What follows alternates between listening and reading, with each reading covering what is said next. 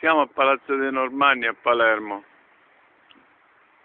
nel piazzale di fronte al Parlamento,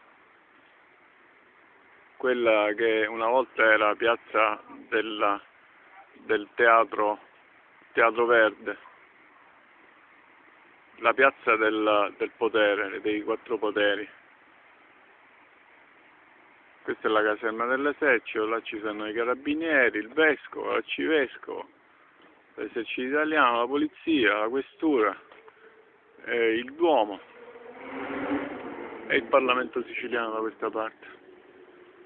Questo palazzo ha 1000 anni, è stato costruito dai Normanni.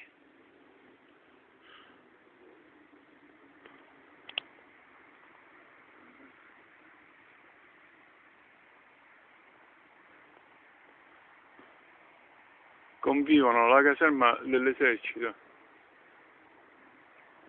e il Parlamento siciliano.